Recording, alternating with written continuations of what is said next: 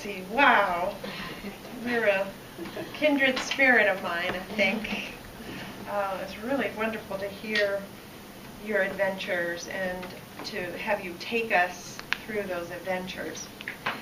Before I go through the evaluation, I want to say that this is the Project 1 Icebreaker speech. So should you, those of you that are new, choose to continue with our Toastmasters group, this would be your first assignment as well. And the purpose of this is for your first speech project, you will introduce yourself to your fellow club members and give them some information about your background, interests, and ambitions. Practice giving your speech to friends or family members and strive to make eye contact with some of your audience. You may use notes during your speech if you wish. Read the entire project before preparing your talk. The objectives are to begin speaking before an audience and to discover speaking skills that you already have and skills that need some attention, and it was 4 to 6 minutes. Two of the little call-out hints here are a memorized beginning and ending enable you to start and finish your talk with confidence and ease. That's a great hint. And don't be afraid of the audience. Think of them as friends who want you to succeed and are eager to help you. And that is exactly why we're all in this group. So I just want to encourage you to always keep that in mind.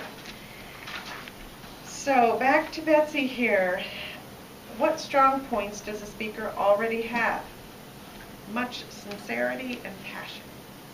Describing your adventures in nature as a child first climbing the tree and then building your first home with your husband. I wanted to know if you sell or list teepees in your business these days. Betsy's a realtor. No teepees on the list? Okay. How well did the audience get to know the speaker? I felt very well, although there is much more to know. You sound very interesting, and you share a love of nature with many of us in the room. So that's a beautiful thing. Did the speech reflect adequate preparation? Yes, I would say a lifetime of preparation. You kept us on your toes with taking us through the adventures. Did the speaker talk clearly and audibly? Yes, from my place I could hear you very well, but I do think that you could benefit from raising the volume up a little bit just for overall purposes. Did this speech have a definite opening, body, and conclusion? Yes, you introduced your family and your independent spirit as the opening.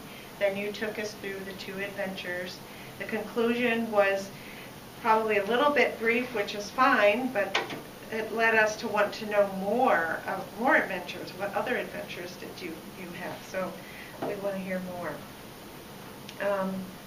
Let's see. Please comment on the speaker's use of notes. I thought it was excellent. I didn't see you referring to your notes very much. I thought, yeah, well, that was a great thing because you really did seem to flow with the stories rather than looking at your notes. So notes is an important learning curve that we all have to go through, except for Linda. She's already got that figured out, which I'm really jealous about.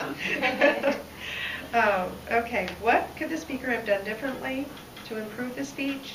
I think besides speaking a little more loudly, that you could move about the podium a little bit more using gestures and vocal variety, getting a little bit more dramatic but those are all things that they'll address in the next projects. Each project takes a different skill, and so you'll be getting to that. What did I like about the presentation? I felt like I was with her on her adventures, although I didn't really want to fall from the tree with you, but I felt like I did, and I want to hear many more. Very nice. Thank you.